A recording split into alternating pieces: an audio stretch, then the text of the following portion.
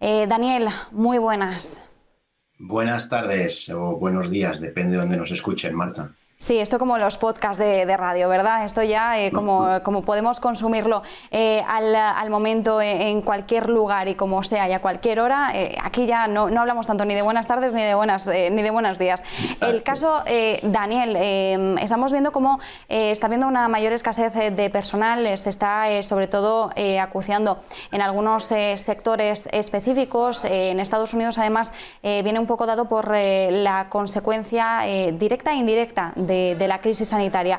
El caso es que muchos jefes a lo largo del mundo pues, se están viendo obligados a ofrecer, por ejemplo, distintos bonus para conseguir retener a sus empleados y sobre todo conseguir atraer nuevos empleados y también tenemos que tener en cuenta el contexto en el que estamos ahora. Estamos a punto de iniciar ya esa campaña oficial de Navidades, una campaña muy importante para todas las empresas, para el consumo a nivel mundial. Suelen ser épocas en las que además se suele necesitar requerir más mano de obra en general en muchísimos sectores, no hablamos solo de algunos en concreto, no solo la logística, por ejemplo. Y entonces, claro, pues si tenemos en cuenta que ahora mismo ya se está apreciando cierta escasez, pues ni nos imaginamos la demanda que va a haber por parte de las empresas en un momento en el que parece que está habiendo muy poca oferta o poca predisposición por parte de algunos empleados para incorporarse al mercado laboral. En Estados Unidos también habíamos visto que había ayudas que estaban haciendo o reteniendo más a las familias en casa. También el hecho de que haya habido tanto teleestudio, ¿no?, por parte de los niños, por ejemplo, que ha hecho que los padres decidan quedarse más tiempo en casa y quizás no hayan querido no se hayan puesto manos a la obra a buscar un empleo. Entonces, ahora mismo, desde el punto de vista del directivo, del dueño de la empresa que necesita realmente suplir algunos puestos en su compañía, ¿cuál es la mejor forma de abordar esta problemática? Sí, pues mira, Marta, la verdad es que lo has descrito perfectamente. El mercado laboral se ha vuelto loco en algunos sectores, sobre todo hay una gran disrupción entre demanda y oferta. Podemos destacar el sector de la construcción, por ejemplo. La pandemia ha hecho que observemos muchos más defectos, ¿verdad?, en nuestra casa, en nuestro piso, de los que nos gustaría tener, con lo cual ahora la gente que se dedica a las reformas de la construcción está absolutamente saturada y no se encuentran profesionales para ello, entre otras cosas porque debido a la última gran crisis de la subprime, que afectó tan duramente a la construcción, claro, hubo mucho talento que se formó en otras cosas, ¿no? El sector de la hostelería, por ejemplo, la pandemia, los cierres durante los confinamientos duros, ha hecho que gente se vaya a otros sectores a trabajar, y ahora el sector de la hostelería también tiene un déficit de oferta.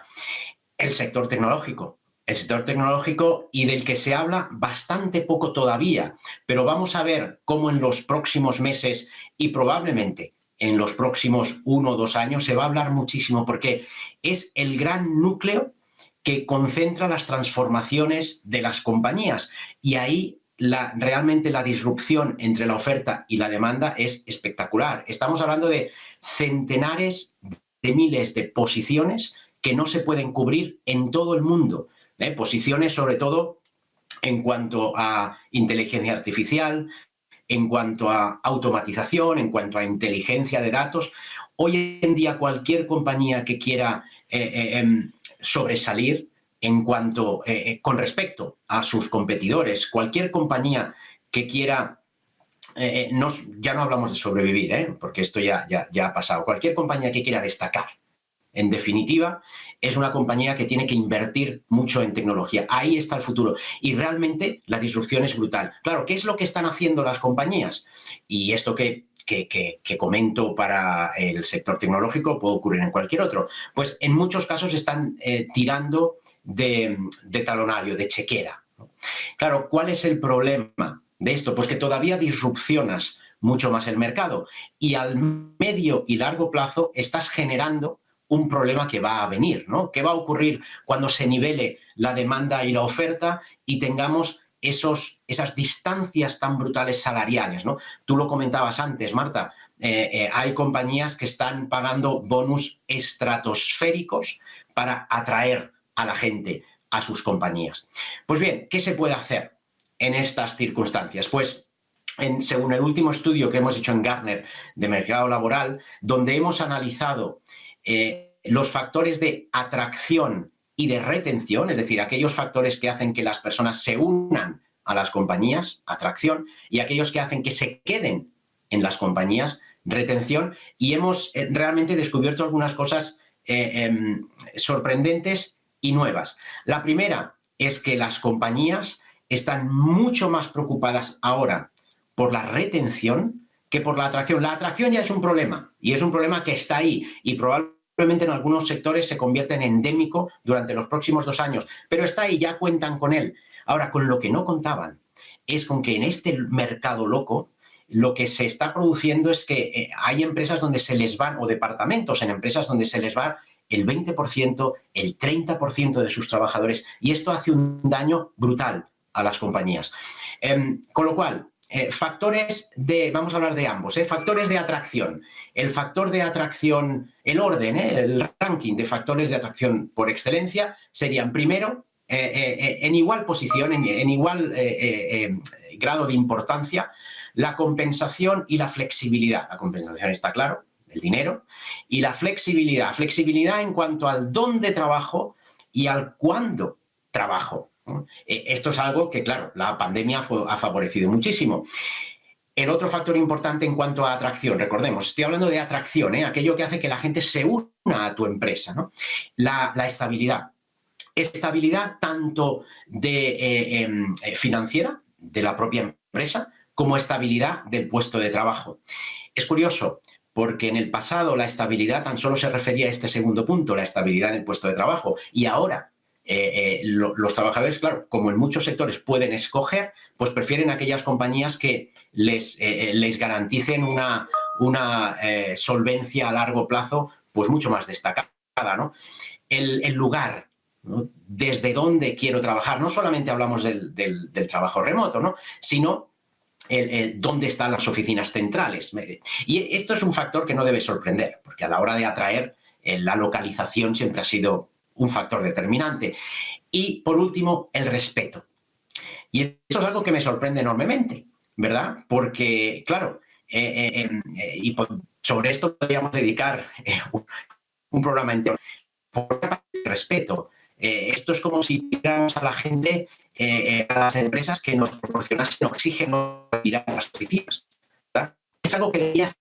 Pero si realmente aparte de los empleados, esto es que los directivos deben hacer un trabajo de introspección sobre por qué están apareciendo este retención.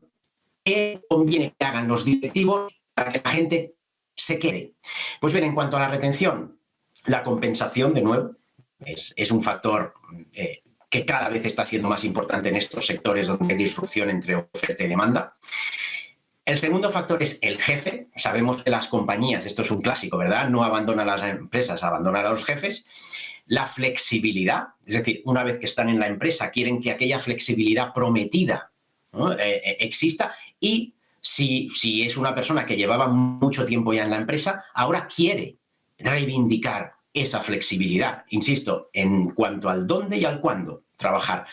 El respeto, de nuevo, vuelve a aparecer aquí de forma absolutamente sorprendente. Es fascinantemente negativo, diría yo, que aparezca el respeto aquí. Y por último, la cultura de liderazgo. Este es un elemento que está apareciendo como fundamental en cuanto a la retención, la calidad de nuestros líderes, ¿no?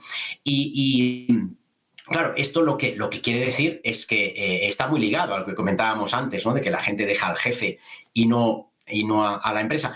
Pero cuando nos referimos a cultura de liderazgo, va más allá, es mucho más holístico, es la cultura de liderazgo de toda la compañía. Sabemos que el liderazgo es situacional, siempre situacional, porque depende del contexto y depende de la persona. A diferentes contextos, diferentes liderazgos, a diferentes personas, diferentes liderazgos. No hay una talla única para esto. Y aquí hay que tener en mucha consideración, sobre todo en estos puestos, ¿no?, lo que comentábamos antes del ámbito tecnológico, del ámbito de la hostelería, que son puestos en los que sobre todo hay gente joven, ¿verdad?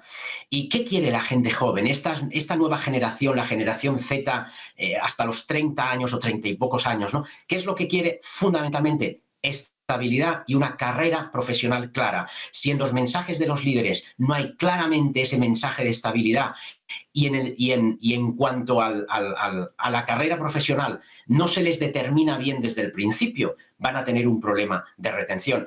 Mi generación X o la anterior, los boomers, nuestra carrera profesional la íbamos construyendo tácticamente, ¿verdad? Íbamos aprovechando las oportunidades que iban apareciendo. Nunca nos sentábamos con el jefe y le decíamos, defíneme mi carrera profesional, de aquí a 2 años, ¿qué va a haber en mi mochila de conocimiento? No lo hacíamos. Ahora sí, estas generaciones desde el día 1 quieren saber qué les vas a aportar en su mochila de conocimiento durante el siguiente año o los siguientes 2 años. Y esto es muy fácil hacerlo. Son pequeñas píldoras que si los líderes las aprovechan bien, van a aumentar esa retención, ¿no?